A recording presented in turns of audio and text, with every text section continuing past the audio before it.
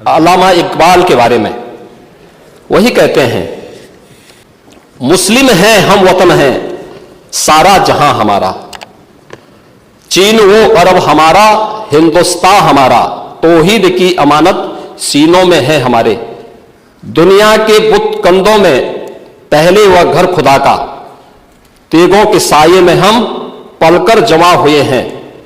मकरीब की वादियों में गूंजी अजा हमारी, बातिल में दबने वाले हे आसमां नहीं हम, हे गुलस्ताए अब्दुल्लस वो दिन है याद तुझको, ये मौज ये दजला तू भी पहचानती है हमको, ये अर्ज ये पाग तेरी हुर्मत पे कट मरे हम, सालार ये कार्रवाई है मीर ये हिजाज अपना, इकबाल का तराना बाग ये दरा है गोया।